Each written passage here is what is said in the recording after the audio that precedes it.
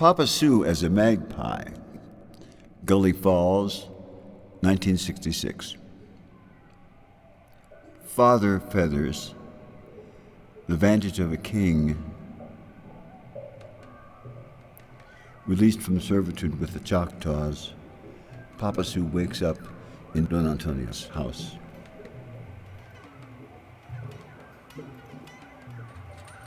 You know, don't you, that Evie is going to use up a lot of her power in rescuing Papa Su from the Bones Cave.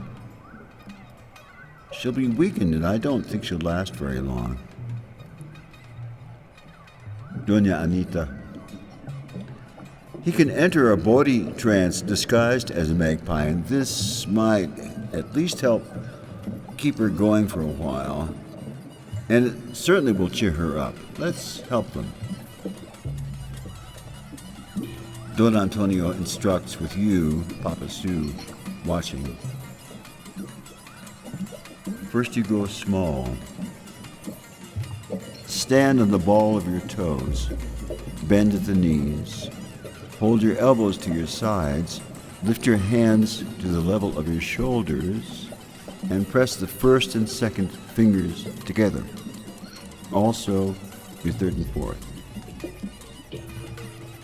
The venerable Brujo demonstrates. He changes instantly into a condor, flexing his 11-foot wingspan and knocking over a bust of St. Lucy. Hijo de perra! You let a woman in for spring cleaning and can't find the simplest of encantamientos.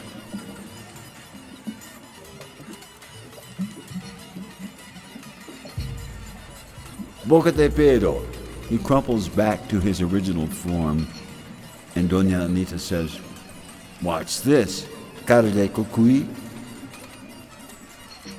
On the ends of her ancient toes, she bends her knees and murmurs in Tiwa, compressing her elbows as hands reach up to shoulders and the fingers fuse in pairs. You do the same. You feel your toes shooting out and scratching the floor, and your heels rise and stick out behind. Your knees draw into your stomach, and your thighs get quite short. A web of skin grows from your wrists to your shoulders, and your primary feathers burst out into little soft quills and quickly grow from the ends of your fingers. A gorget forms around your throat. Your secondaries sprout out along your forearms, and a little false primary springs from the end of each thumb. The dozen feathers of your tail, with the double-decked feathers in the middle, grow out in the twinkling of an eye, and all the covert feathers in your back and breast and shoulders slip out of the skin to hide the roots of the more important plumes.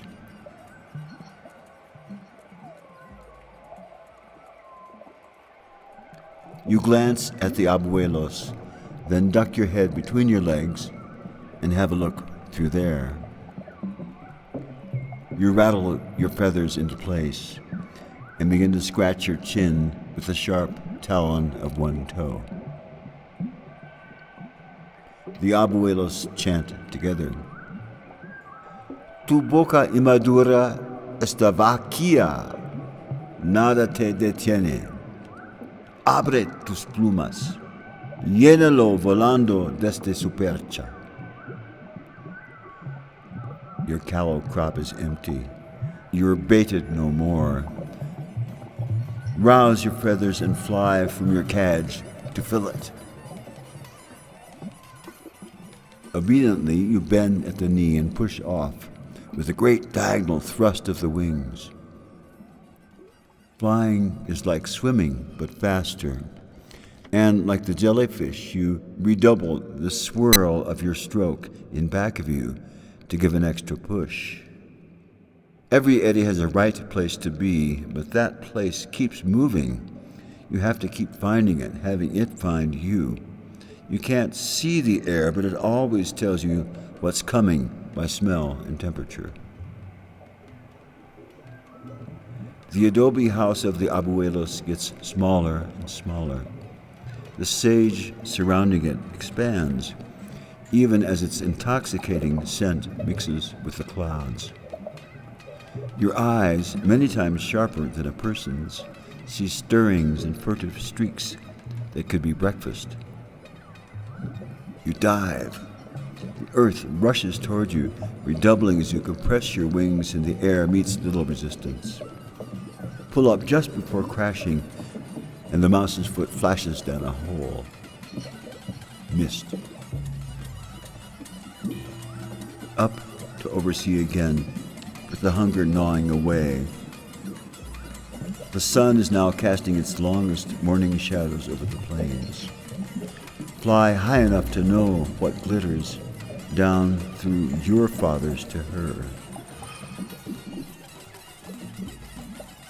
They cry in it, the tongue you cry in. She's the one they're singing for.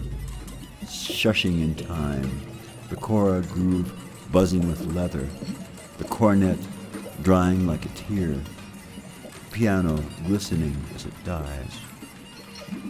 They cry in it, the tongue you cry in. She's the one they're dancing for, entrancing, the kora with money inside, the cornet just before a note, the piano rumbling as it dies. They cry in it, the tongue you cry in. She's the one they're drumming for, floating, the kora's answer to everything, the cornets gamble with breath, the piano clattering as it dies. They cry in it.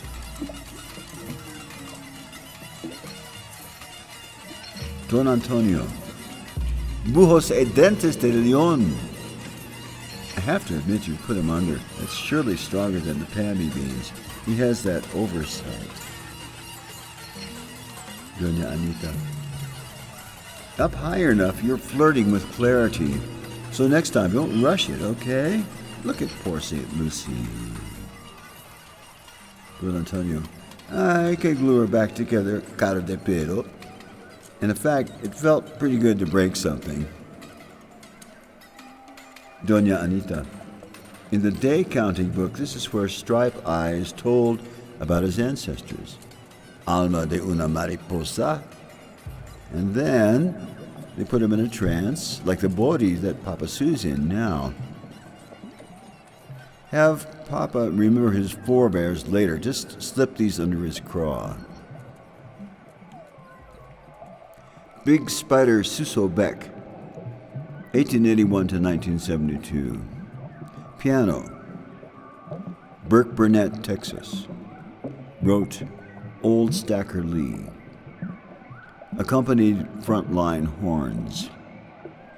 F.E. Suso Stewart, 1825-1909. Cornet, Sabetha, Kansas. Sty Ward, so his animal is the pig. Led the Sabetha Cornet Crank Band. Wrote and arranged Departed Days for 4 cornets, 3 trombones, 2 clarinets, tuba, snare, and bass drum. Nyama Suso, 1782 to 1854. Kora, Brikama, the Gambia. Animal, lion. Illustrious griot in the courts of many kings. Composed Kedo in the special Tumarame sung tuning. Don Antonio. Right, now he's a striped wing through and through. In the book, he's on the edge of the next 2 panels, flying through his magical tunnel mist. He's been absorbing the history all through it, though. The sun may die every 52 years, but he has to keep the special lineage going and light a new fire. In a way, it is outside of our history, looking in. Debe ser la ventaja de un rey. This should be the vantage of a king. Your hunger is deeper than mice or insects. It's a hunger for that girl you used to know, who glittered like a seashell, your mate who brought the mud for the nest and had your child. You may follow another, but she isn't the same. Her shininess dims, and she trades her best plumes back to the lenders. Sometimes you're aware that Evie is looking for you too, changing colors as the season demands, but always feeling that part of her that's missing. You do go together for life, even if you stray. What's that Hausa proverb? Rabo kwado ba Yahweh sama? The tongue of the frog won't leap into the sky. That is, your destiny may veer here and there, even up to the heavens, but it will always return to its appointed path. Ranging over the little town, you follow the creek to the old cotton club. The joint is jumping on a rare spring evening. Gully water gurgling and barbecue swirling up to your black bill. Why not grace them with your cockiness and pick up a scrap into the bargain? Veer downwards, this time with leisure. You land on the newel post on the stairs leading down to the club. This will call for a change of vestment. One last scratch with a talon under the chin. Between your legs, a glance at the burly bouncer. Rattle your feathers. View the bouncer from the side. Is his name Gus? As you murmur the chant in Tiwa. When he looks away, the feathers in your chest and back recede, as well as the dozen feathers of your tail and the double-deck feathers in the middle. Your thumbs grow large again, their small feathers shrinking, and the forearms lose their secondary plumes. The gorget melts from your throat. The skin from your wrists to your shoulders shrinks. Your fingers shed the soft quills. Your thighs get long again, and your knees come out of your stomach. Your heels descend to the floor. Your toes get short and soft.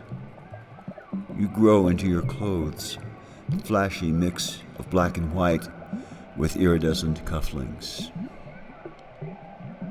You stride up to the bouncer and say, "The establishment of Fannie Mae Bonaparte, if I'm not mistaken?" He grins and says, "Papa Sue, where you been, baby?"